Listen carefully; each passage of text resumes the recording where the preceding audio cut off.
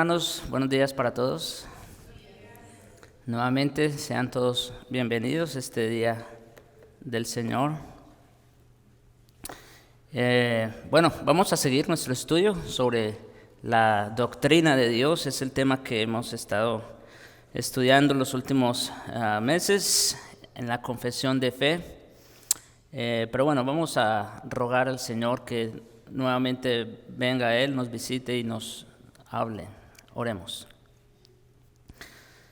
Padre Santo, bueno, misericordioso Señor, solo tú eres digno de toda alabanza, de toda adoración.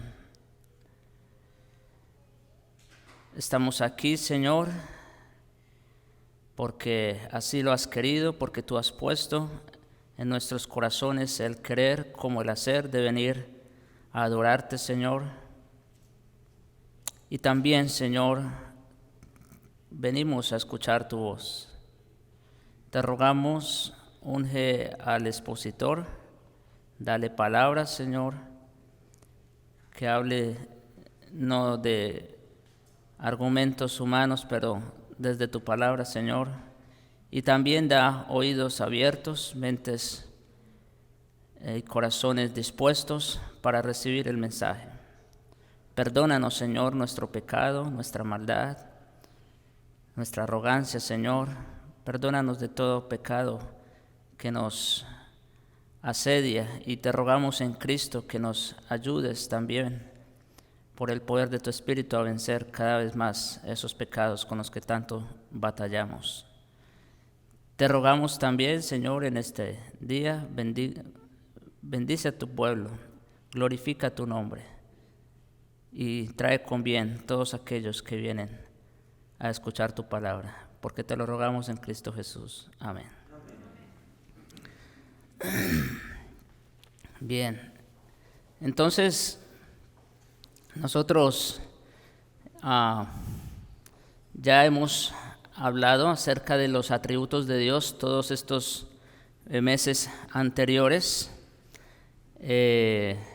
La última vez, si recuerdan, los que estaban aquí, concluimos, ¿no? Hicimos un cierre de los atributos de Dios. Como les dije, esta lista de atributos que nosotros estudiamos aquí no es exhaustiva en el sentido absoluto de la palabra, pero es más bien representativa de todo lo que es Dios, ¿no? De todo lo que es Dios en su esencia, en su naturaleza, en su ser. Y entonces, nosotros ya hablamos de todos estos aspectos del ser de Dios, su singularidad, que Él es uno, de su aceidad, que Él es autoexistente, autosuficiente, de su espiritualidad, por supuesto, de su inmutabilidad, de la infinitud de Dios, inmensidad, omnipresencia, solamente para recordar, pero no vamos ya a entrar en detalles. Su eternidad, su omnisciencia, su omnipotencia, su sabiduría, su santidad, dos aspectos, acuérdense, su soberanía, su amor, y aquí dentro del amor tenemos su misericordia, su paciencia, su gracia, su benignidad, ya todos ellos los definimos, su fidelidad y su justicia. Y de hecho, dentro de este atributo de la justicia de Dios, claro, pudiéramos también hablar por separado de la ira de Dios, ¿no? Pero sin embargo tocamos algo de eso, ¿no? Bien, entonces, y con esto cerramos, ¿no? Cómo Dios puede ser tanto un Dios de amor, ¿no? Que un Dios que es grande en misericordia, amplio en perdonar, ¿no es cierto?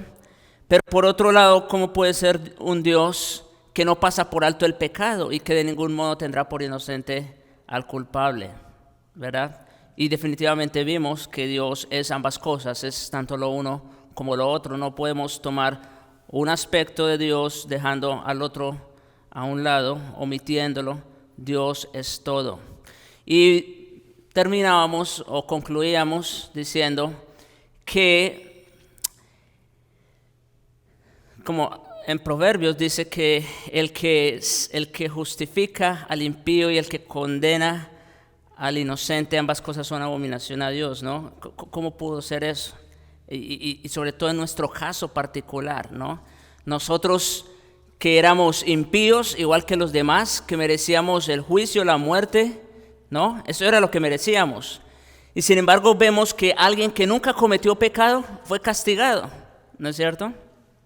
¿Cómo pudo ser eso?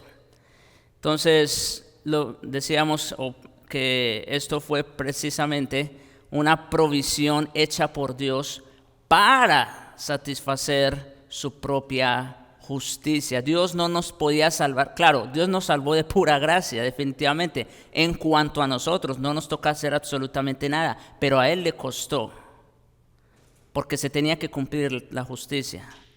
Y se hizo justicia en la cruz, cuando Dios puso al justo por los injustos para llevarnos a Dios. Entonces, eso en resumen de lo que hemos visto en cuanto a los atributos de Dios. Ahora, vamos a entrar a otro tópico que emana de los atributos de Dios y también es, por supuesto, doctrina de Dios. Y es cómo ese Dios se relaciona con su creación. Eso también es algo sumamente importante que debemos saber.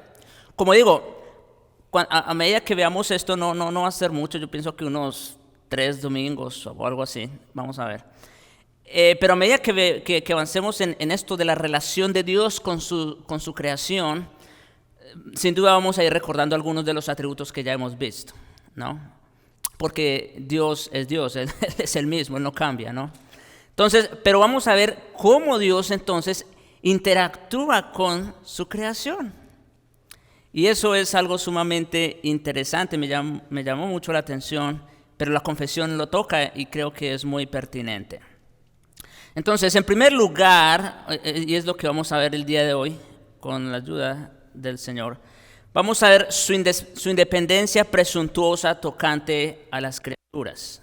Su independencia presuntuosa tocante a las criaturas. ¿Qué quiere decir eso? Bueno, el término independencia creo que se entiende, ¿no? Alguien que no depende, que no necesita absolutamente de nada ni de nadie para ser y existir. ¿Qué atributo es ese? Dicho sea de paso. ¿Cuál? ¿Qué atributo es que Dios no depende de nada ni de nadie para ser y existir? La aceidad de Dios. ¿Se dan cuenta que ya vimos eso? O sea, no estamos hablando completamente de cosas nuevas, no. Bien, entonces vamos a ver, la confesión dice lo siguiente, ahí ustedes pueden, bueno, no sé si pueden leerlo, pero igual, también pueden revisarlo luego. La confesión dice, teniendo Dios en sí mismo y por sí mismo toda vida, gloria, bondad y bienaventuranza, Dios posee esas cosas en sí mismo y por sí mismo, es todo suficiente en sí mismo y respecto a sí mismo, no teniendo necesidad de ninguna de las criaturas que ha hecho, ni derivando ninguna gloria de ellas, sino que solamente manifiesta su propia gloria en ellas, por ellas, hacia ellas y sobre ellas. Vamos a tratar de desglosar esta definición, ¿no? Entonces, en primer lugar, ¿qué dice? Que Dios posee en sí mismo y por sí mismo, ¿qué cosa? Vida. Él no depende de nada ni de nadie para vivir, ¿no es cierto? Él es autoexistente. Okay. Él posee de sí mismo y por sí mismo gloria. Él no necesita que, vamos a decir, Él no depende de que alguien lo glorifique. No. Él no necesita eso para ser Dios y para ser completamente glorificado. Esa es la idea. Él posee de sí mismo y por sí mismo toda bondad. Él es bueno, ¿no es cierto? Definitivamente, y eso nos quedó claro en los atributos de Dios. Él es bueno. Y además posee de sí mismo y por sí mismo toda bienaventuranza. Es decir, Dios es completamente feliz y dichoso por sí mismo. Dios no depende de nada ni de nadie para ser feliz, ¿no es cierto? Nosotros como criaturas sí dependemos de varios factores, ¿no? Que nos afectan. Claro, el creyente en última instancia, aun cuando pasa por circunstancias adversas y sufre, porque sufre también, sin embargo, él tiene su bienaventuranza o su felicidad puesta no en él, no en las circunstancias que lo rodean, pero en quién está puesta su confianza y su felicidad, en alguien más, que es Jesucristo, ¿no? Es como el tesoro escondido. El hombre va, vende todo lo que tiene para comprar esa propiedad. ¿Por qué? Porque sabe que ese tesoro representa todo en su vida. Así es el creyente. Sin embargo, vuelvo y repito, en cuanto al hombre, eso es lo que ocurre. El hombre depende de otros factores y en el caso del creyente depende de Cristo. Pero en Dios depende de sí mismo. O sea, no depende de nadie ni de nada externo a Él para ser completamente feliz y dichoso. Es todo suficiente, como ya dijimos, es todo suficiente en sí mismo respecto a sí mismo. Dice, no teniendo necesidad de ninguna de las criaturas que ha hecho. C.S. Lewis, en su libro Mero Cristianismo, si no estoy mal, él dice que cuando él era ateo, por lo menos en palabra, él decía que cuando él leía los salmos, que decían cosas como alábenle, ¿no? Los pueblos glorifiquen y, bueno, rindan culto, en fin, todas estas expresiones semejantes. Él dice que a él le parecía como que Dios era una dama, y me imagino que él estaba pensando en la reina de Inglaterra, que a él le parecía que Dios era como una dama que pasaba en medio de las personas simplemente para ser visto por ellas y admirado por ellas. Eso era lo que él pensaba de los salmos o de este tipo de expresiones en la Biblia. Sin embargo, mis hermanos, lo que estamos viendo es que Dios no tiene necesidad de ninguna de las criaturas para ser completamente feliz, dichoso, para ser pleno. No, Dios no necesita absolutamente de nada ni de nadie aparte de sí mismo. Eso es sumamente importante.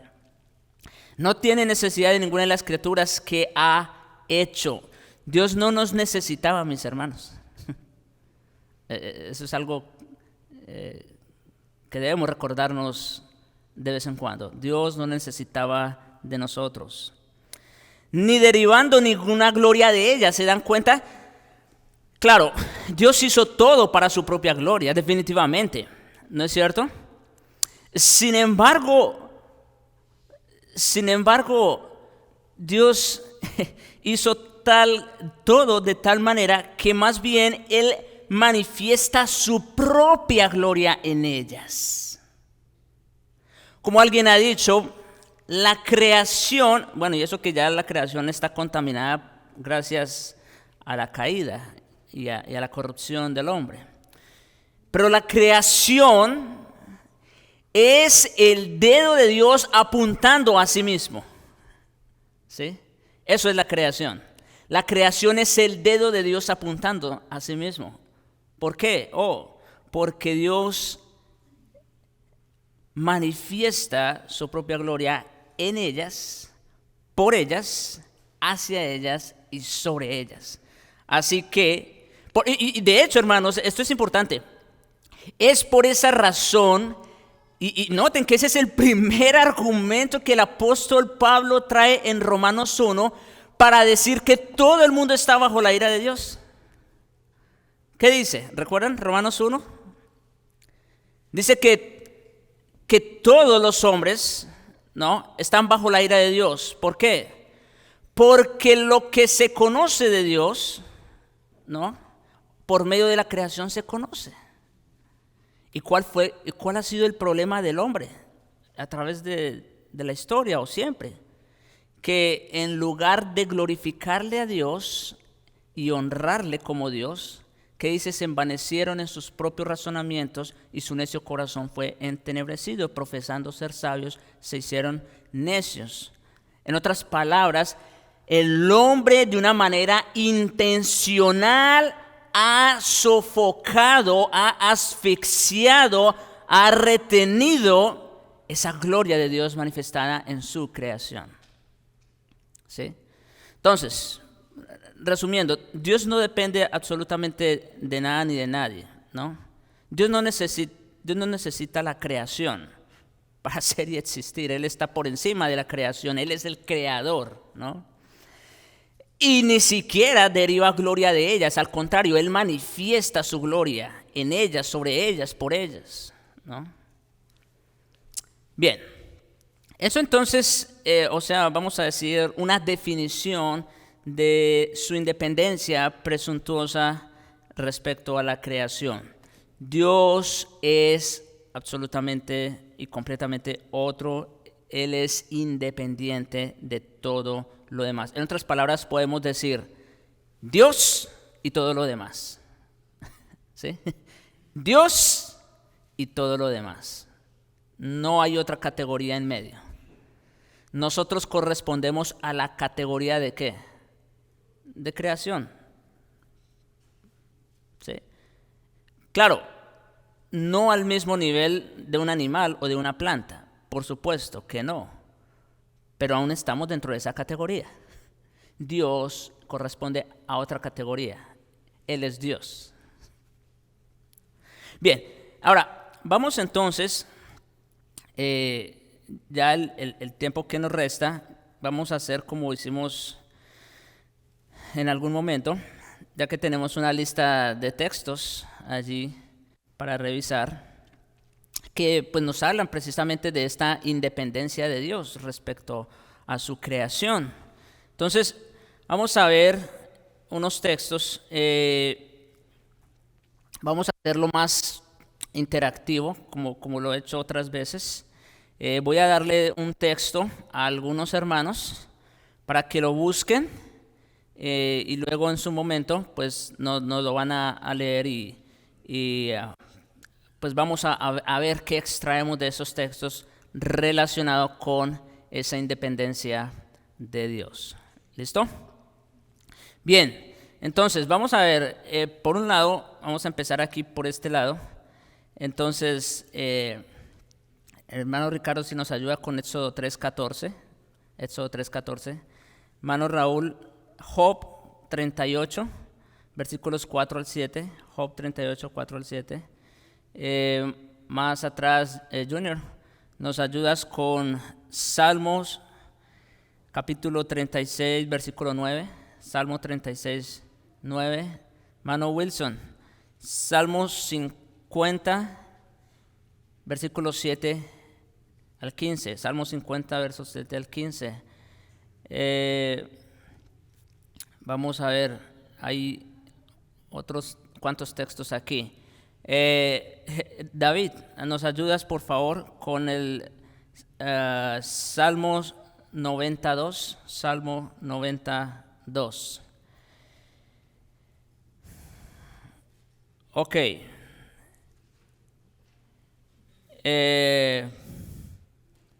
Bien, vamos a irnos por aquí. Herminio, ¿nos ayudas con Isaías 40, versículos 12 al 14? Isaías 40, versos 12 al 14. Hermano Danca, Isaías 42, 5. Isaías 42, 5. Hermano Dani, Juan capítulo 1, versículo 4. Juan 1, 4. ya yéndonos al Nuevo Testamento. Hermano Humberto, Juan 5:26, Juan 5:26. Y hermano, siempre se me va, Rolando. Hermano Rolando, Juan capítulo 7, versículos 37 al 38. Hermano Eli, Juan 17, versículos 1 al 3. Juan 17, 1 al 3. Y Mecho, ayúdanos con Hechos 17, 24 al 25. Hechos 17, 24 al 25. Y al final yo termino con 1 de Timoteo 6. Bien, entonces, otra vez, lo que vamos a hacer es, vamos a ir por estos textos que nos van a decir algo o nos van a enseñar algo respecto a la independencia de Dios, ¿no? Con relación a su creación. Ok, empecemos con Éxodo 3:14. Sí. Y respondió Dios a Moisés: Yo soy el que soy. Y dijo: Así dirás a los hijos de Israel: Yo soy, me envió a vosotros. Ok, ahí yo pienso que su nombre, ¿no? ¿Cuál es el nombre con el que Dios se revela a Moisés? Yo soy, ¿no? Yo soy el que soy. Volvemos al punto. Yo soy y todo lo demás. ¿Se entiende, no? Y de hecho, esa es vamos a decir, la mejor traducción que podemos tener en español del nombre de Dios, porque en realidad es mucho más que eso, tiene más implicaciones. Pero en nuestro lenguaje es lo que más se podría aproximar. Yo soy. Y alguien pudiera decir, bueno, pues muchas personas pueden decir yo soy fulano, yo soy sutano. No, de eso no es que está hablando Dios. Dios no está hablando en esa manera, está diciendo yo soy el que soy y no hay otro como yo, punto. Es lo que Dios está diciendo. De hecho, cuando nuestro Señor Jesucristo, rápidamente haciendo un comentario ahí, cuando a nuestro Señor Jesucristo lo van a arrestar, ustedes saben, con una cuadrilla de soldados encabezados por Judas y todo lo demás, el Señor Jesucristo ya sabía que había llegado su hora, ¿no es cierto? ¿Y qué les dice el Señor a este grupo de soldados que vienen a buscarlo? Le dice, bueno, ¿a quién buscáis? ¿No es cierto? Es la pregunta que les hace. ¿Ustedes a quién buscan? Y entonces ellos dicen, no, pues, ¿verdad? Venimos buscando a Jesús. Y él dice, yo soy. ¿Recuerdan esa expresión? El Señor dice, yo soy. Ahora, alguien pudiera decir, yo soy, sí, nos lo llevamos preso. ¿Qué pasó cuando el Señor dijo, yo soy, en ese momento? ¿Recuerdan? ¿Qué ocurrió? Toda esa cuadrilla de soldados que venían con espadas, con palos, a arrestar al Señor, ¿qué dice? Cayeron a tierra. O sea, lo que quiero decir, mis hermanos, es que cuando el Señor dice yo soy, es que Él es y no hay otro como Él. Cuando el Señor Jesús, bueno, sí, no solo el Señor, pero cuando Dios se presenta con ese nombre es porque Él es otro, Él es independiente respecto a todo lo demás. Bien, Job 38, versículos 4 al 7. ¿Dónde estabas tú cuando yo fundaba la tierra? Házmelo saber si tienes inteligencia. ¿Quién ordenó sus medidas si lo sabes? ¿O quién extendió sobre ella el cordel? ¿Sobre qué están fundadas sus bases? ¿O quién puso su piedra angular? Bueno, ahorita para el que sí. Alababan todas las estrellas del alba y se regocijaban todos los hijos de Dios. Ya lo leyó. Muy bien. En este texto de Job me llama mucho la atención. No estaba ahí en la lista bueno, varios textos no estaban en la lista de la confesión y este es uno de ellos. Pero recordé la plática, o bueno, más bien el discurso que Dios le dio a Job, ¿no es cierto? Ya ustedes saben la historia. Pero me llama la atención, ¿no? Cuando el Señor empieza a hablar con Job, le dice, ¿dónde estabas tú? ¿Dónde estabas tú cuando yo fundé los cimientos de la tierra, cuando yo separé las aguas, cuando yo hice esto, cuando puse las estrellas y todo lo demás? ¿Dónde estabas tú? ¿Ah? En otras palabras, Dios está marcando una línea, ¿no es cierto?, de separación. ¿Dónde estaban ustedes? Nos puede decir el Señor, ¿no? ¿Dónde estaban ustedes cuando yo hice esto y aquello? Cuando yo puse aquí y allí. ¿Dónde estábamos nosotros? Él es completamente independiente. ¿Ven que Dios no dependía de la creación? Porque antes de la creación, ¿qué había? Pregunta. Dios, exactamente. Antes de la creación, Dios.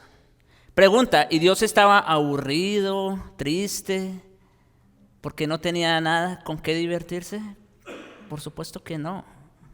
Por supuesto que no.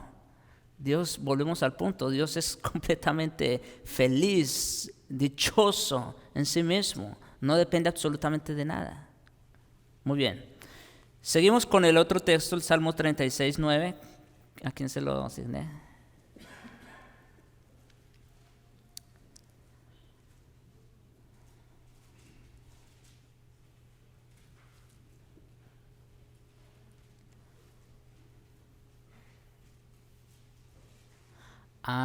Es que creo que es el otro micrófono, por eso no se escucha. Tenemos dos micrófonos ahí.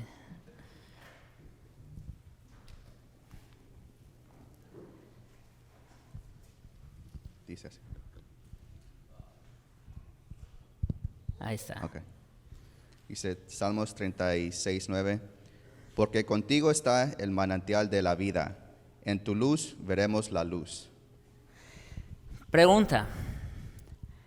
¿Qué aspecto de su independencia vemos en ese versículo? ¿Cómo dice? ¿Que Él es manantial de qué?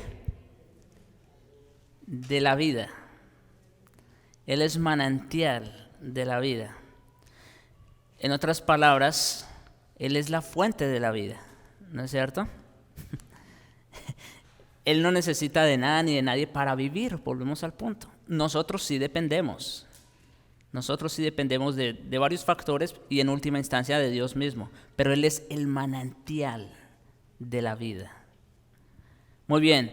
El Salmo 50, versículos 7 al 15. ¿Quién? Dice así la palabra: Oye, pueblo mío, y hablaré. Israel, yo testificaré contra ti. Yo soy Dios, tu Dios. No te reprendo por tus sacrificios, ni por tus holocaustos que están continuamente delante de mí.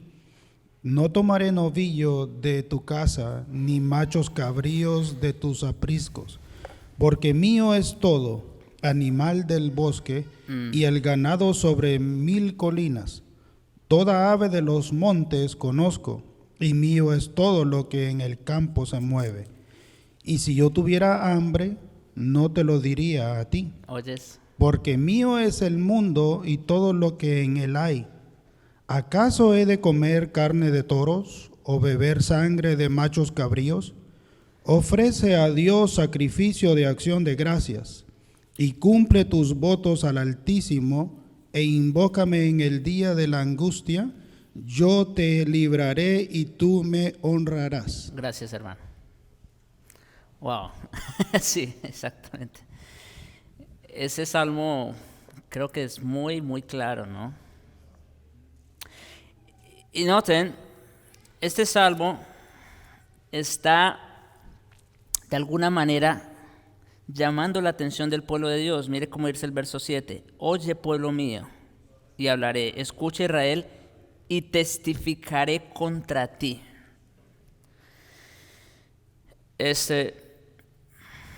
Pregunta, ¿Dios había ordenado bajo la ley mosaica ciertos sacrificios, ritos, ceremonias y estas cosas? Sí lo había ordenado, ¿verdad? Está claro, Levíticos está lleno de eso. Entonces, ¿por qué Dios dice que ahora dice que Él no necesita de nada de eso? Dice,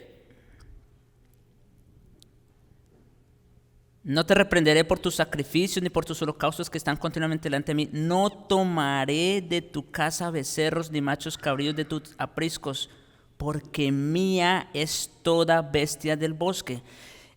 Aquí el Señor no está contradiciendo lo que Él había establecido bajo la ley de Moisés. Por supuesto que no, ¿no? Simplemente, otra vez, el Señor está llamando la atención a Israel. Porque también hay otro texto en Isaías 1 donde el Señor presenta esa misma queja, ¿no? Dice, ya hastiado estoy de sus sacrificios, de los carneros y todo eso, no, ya no quiero, ya no soporto, ¿no? Lunas nuevas, días de reposo, en fin. No eran cosas que Dios no había ordenado. El problema era que Israel ya lo hacía meramente como un rito, sin sentido, sin un significado. Y entonces el Señor aquí, el argumento que trae en el Salmo 50 es, mire, casa de Israel, si ustedes creen que con sus muchos sacrificios y holocaustos que traen al altar, ¿ustedes creen que van a ganar mi favor? ¿O creen que de esa manera van a agrandar mi gloria, mi imperio? Poniéndolo en términos humanos, ¿no? En ninguna manera. Yo no necesito de esas cosas para ser Dios. Mire cómo dice, porque mía es toda bestia del bosque y los millares de animales en los collados. Conozco todas las aves de los montes y todo lo que lo mueve en los campos me pertenece. Así que los está reprendiendo, los está llamando la atención y el argumento principal es su independencia. Yo como Dios, yo no necesito de todo esto para ser pleno. Como dice, si yo tuviera hambre, ese versículo parece que tuviera un poco de humor de parte de Dios. Si yo tuviese hambre, ¿no te lo diría a ti? Porque mío es el mundo y su plenitud. Parece como que no supiéramos eso, ¿no? Nosotros decimos, sí, Dios, pero mire, Dios a veces tiene que recordarnos hasta eso. Hasta eso nos tiene que recordar. Bien, el Salmo 92. ¿Quién lo tiene?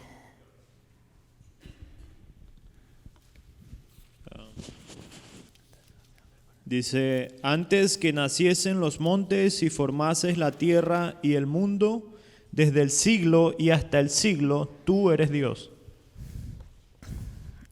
Otra vez, en la misma dirección.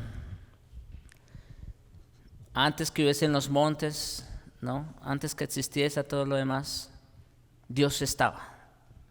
Dios estaba y no necesitaba nada para ser y existir. Desde el siglo y hasta el siglo, Él es Dios. Isaías 40, otro texto. Aquí, al frente. Sí, ya.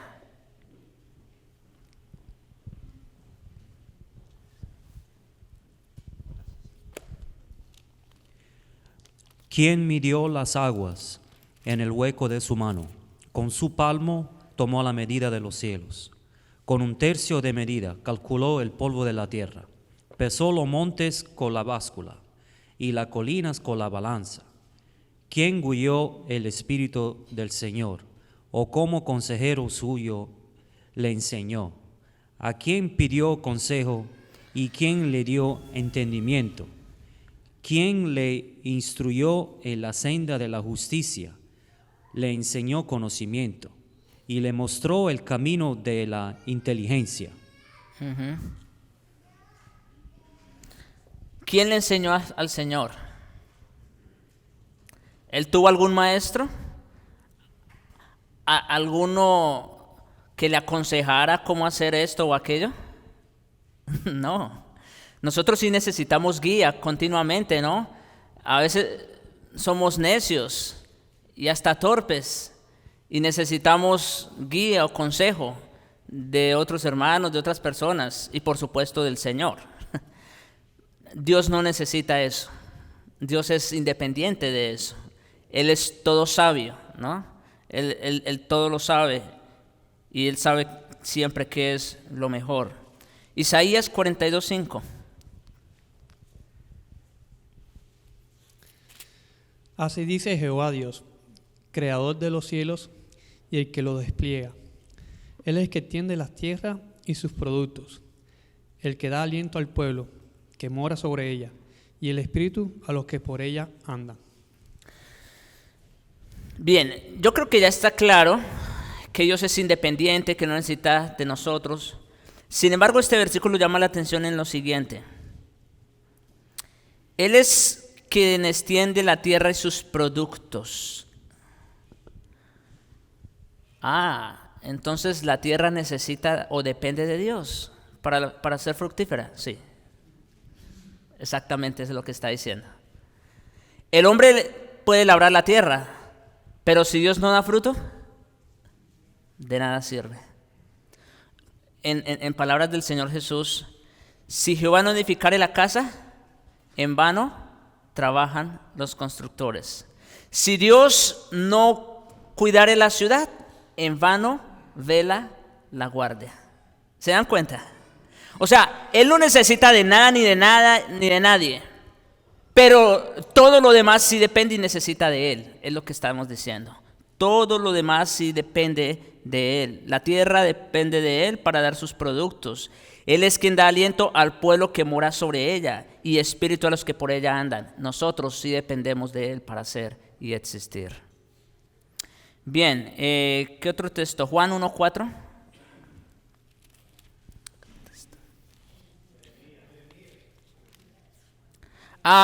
Creo que ese no lo asigné. No, ¿verdad? Muy bien. Juan 1:4. En él estaba la vida y la vida era la luz de los hombres. Otra vez, a la luz de este versículo, y ya está hablando, Juan está hablando ¿de quién? ¿De quién? De Cristo, de Cristo. Y por eso quise traer también estos textos de los evangelios. Porque, otra vez, parece que ya lo sabemos. Y sí, yo creo que en términos generales sí. Pero siempre tenemos que recordarnos, Jesús es Dios. Jesús es Dios. Y es lo primero que Juan está aclarando en su evangelio. Que en este versículo, Juan 1:4, ¿qué aspecto de la independencia de Dios se menciona en Jesús? ¿La qué? La vida. Dice, en Él estaba la vida, ¿no es cierto? En Él. Así que Jesús no empezó su existencia cuando nació en Belén, de la Virgen María. Eso creen algunos, o muchos más bien. Empezando por los católicos, ¿no es cierto? Por eso respetan y admiran casi más a María que al mismo Señor Jesús. Pero es que nuestro Señor Jesús no tuvo su principio allí en el pesebre. En Él estaba la vida. Ahora, que tomó forma de hombre, eso es otra cosa. Pero Él ya era desde mucho antes, ¿no es cierto? Bien, ¿qué otro texto? Juan 5:26.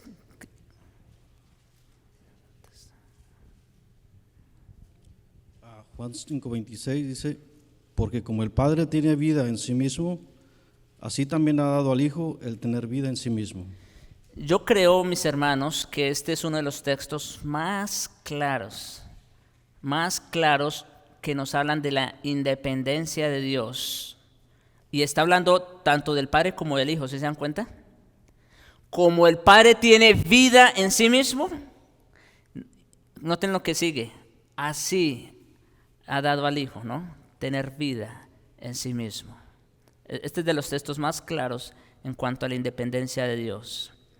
Bien, el siguiente, Juan 7, versículos 37 y 38. En el último y gran día de la fiesta, Jesús se puso en pie y alzó la voz diciendo, si alguno tiene sed, venga a mí y beba. El que cree en mí, como dice la Escritura, de su interior correrán ríos de agua viva. Wow.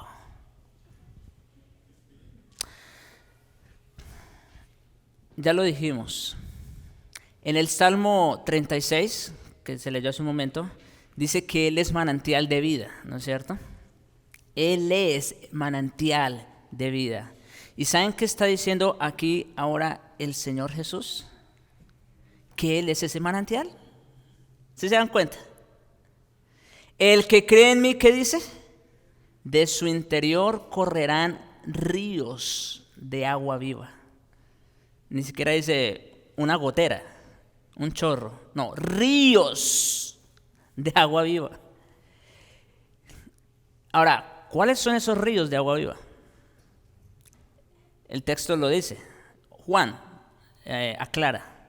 ¿Esto dijo de quién? Del Espíritu Santo que habrían de recibir. Así que, noten, aquí tenemos envueltas las tres personas de la Trinidad, ¿sí se dan cuenta? El Padre, Él es manantial de vida. El Hijo, el que cree en mí, ¿no es cierto? De su interior correrán ríos. Y al Espíritu Santo, porque Él es ese río que corre. Él es ese río de vida.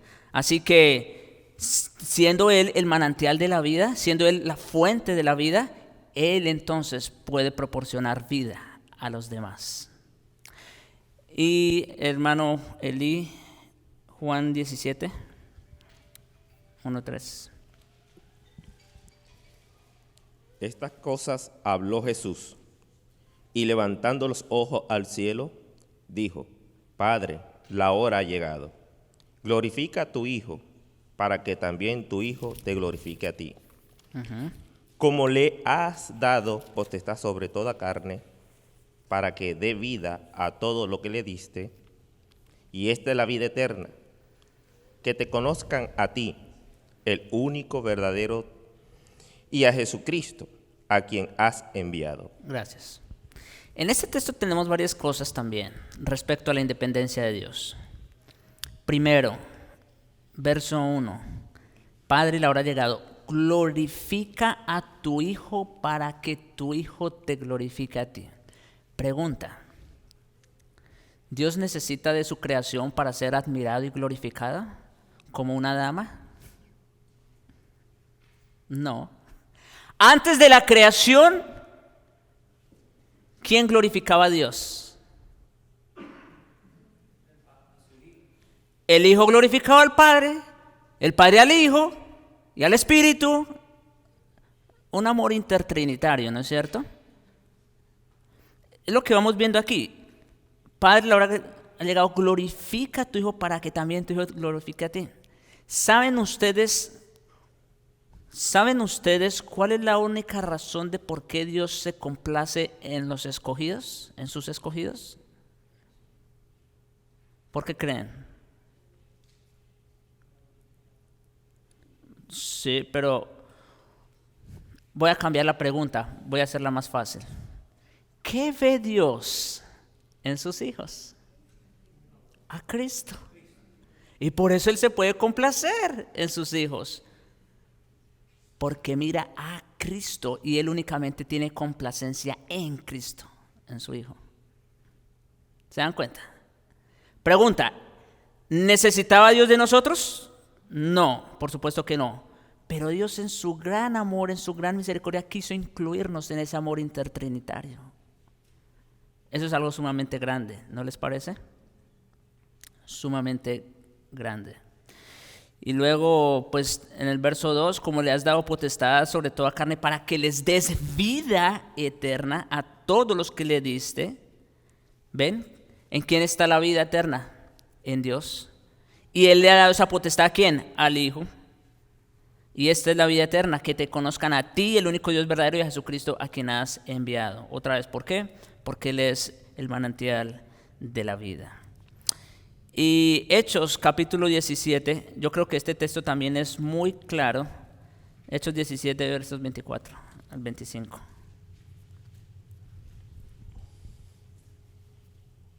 El Dios que hizo el mundo y todas las cosas que en él hay, siendo Señor del cielo y de la tierra, no habita en templos hechos por manos humanas, ni es honrado por manos de hombres, como si necesitase de algo, pues Él es quien da a todos vida y aliento y todas las cosas.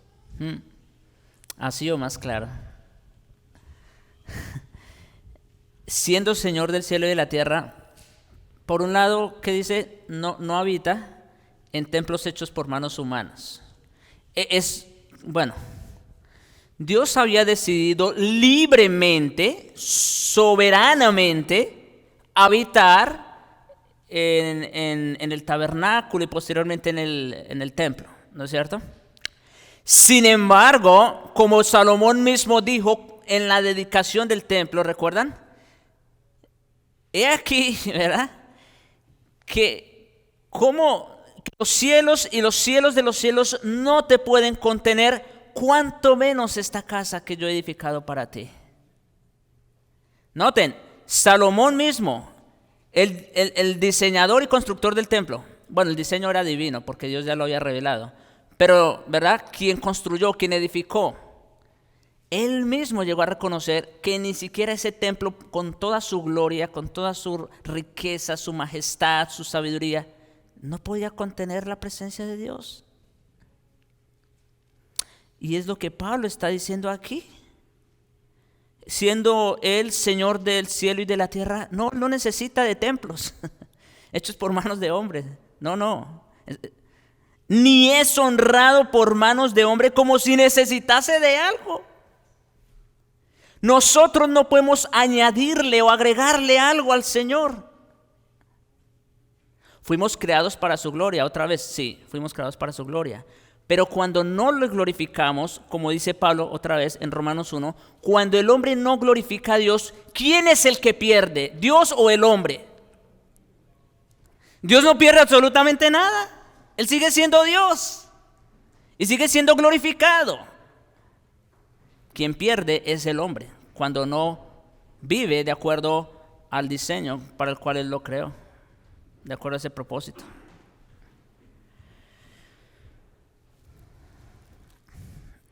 Y 1 Timoteo, ya para ir cerrando, 1 Timoteo 6, versículos 15 y 16, dice,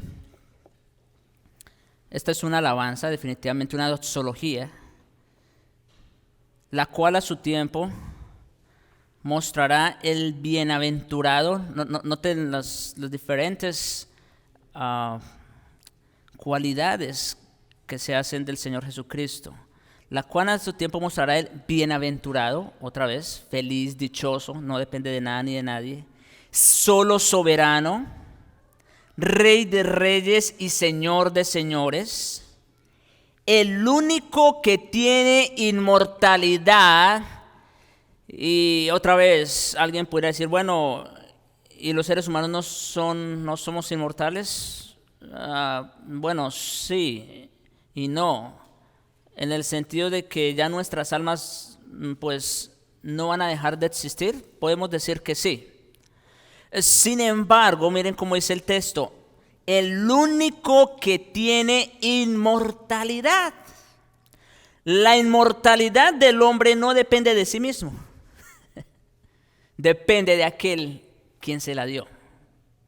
Esa es la idea, ¿se dan cuenta? Porque tanto los seres que tanto las personas que van a estar en la presencia de Dios, como las personas que van a estar en su presencia, pero en la ira de Dios, que es el infierno, a ambas personas Dios las hizo igual. Les dio un cuerpo y un alma que nunca va a morir. Otra vez, esa inmortalidad no depende de nosotros, ¿no? Depende de aquel quien nos la dio. Que habita en luz inaccesible, a quien ninguno de los hombres ha visto ni puede ver, al cual sea honra y gloria, el imperio sempiterno. Amén. Bien, hermanos, yo creo que nos queda claro este aspecto de la independencia de Dios tocante a sus criaturas, ¿no es cierto? Dios es infinitamente, completamente otro, no depende de nada ni de nadie para ser y existir, ¿no es cierto? Es Dios y todo lo demás.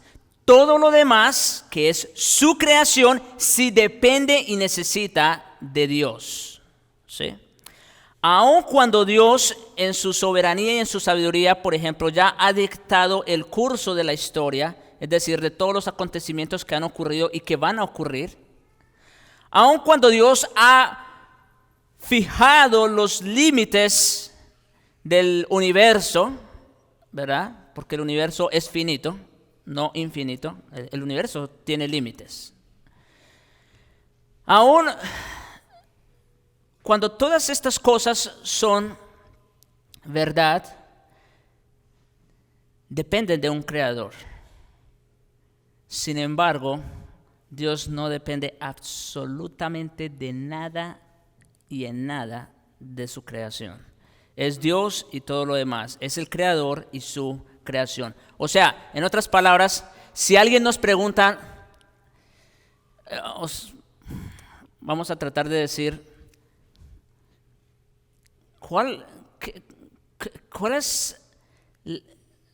¿qué es la existencia en sí mismo? ¿Cómo existen o subsisten todas las cosas? La respuesta es muy sencilla. Solamente hay dos entes, el creador y las criaturas. Más nada. Es Dios y todo lo demás. Es lo que se quiere decir con su independencia. Sí, hermano.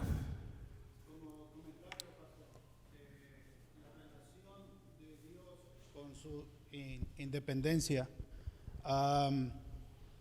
lo que Dios creó, lo creó con su palabra, pero su criatura la hizo con sus propias manos. Génesis capítulo 1, 26, donde Dios hizo al hombre. Cuando toda la manifestación de Dios, que usted está hablando de su independencia de Dios, se manifiesta bajo la creación que Él ha hecho.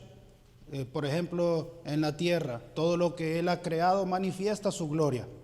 Pero por causa del pecado nosotros no podemos ver esa infinita gloria que Él tiene en su manifestación.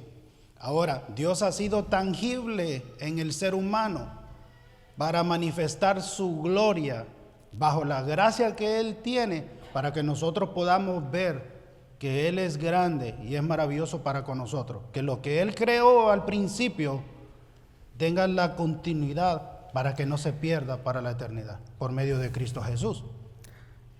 Muy bien. Creo que esa última frase aclaró todo. Porque tenemos que ser claros y decir, sí, Dios se ha revelado a sí mismo y toda su gloria a través de la creación, ¿no es cierto? Y esa es la acusación principal, ya les dije que el apóstol hace en Romanos 1. Sin embargo, mis hermanos, aquí una aclaración. La revelación general de Dios en su creación no nos proporciona el conocimiento suficiente y necesario para la salvación. Eso tiene que quedar claro. La revelación general de Dios, su creación, no nos proporciona el conocimiento suficiente y necesario para la salvación. O si no, pregunta, ¿por qué todos los científicos no son cristianos? Ellos conocen mucho más de la creación que cualquiera de nosotros aquí, por seguro. ¿Y por qué no son creyentes? porque esa revelación no proporciona un conocimiento salvífico. ¿Cuál es la revelación que nos proporciona un conocimiento salvífico? La revelación especial, que es la palabra de Dios. Por eso Pablo le dice a Timoteo, su segunda carta, en cuanto a la importancia de las Sagradas Escrituras, dice, las cuales te hicieron sabio para la salvación que es por la fe en Jesucristo. Sí, mis hermanos, la creación es el dedo de Dios apuntando a sí mismo, eso es verdad. Sin embargo, hay algo que la creación no apunta o no señala, y es a la persona y obra de Jesucristo, el único medio de Dios dado a los hombres para ser salvos. La única revelación que contiene este mensaje es la palabra de Dios. Amén. Vamos a orar para terminar. Padre Santo, bueno, misericordioso, bendito Señor, gracias te damos por este tiempo, por permitirnos conocer un poco más, Señor, de ese aspecto trascendente tuyo, Señor. Saber que tú eres Dios, que no hay otro como tú, y que todo lo demás, Señor, está bajo tu dominio, bajo tus pies. Señor, te rogamos que nos hagas humildes y nos ayudes a reconocer tu gobierno en nuestras vidas, pero no solamente como criaturas, sino principalmente y sobre todo como hijos tuyos. Te ruego, oh Señor, que nos ilumines, que abra los ojos de nuestro entendimiento para poder no solo entender, sino saborear un poco más de esta tu gloria.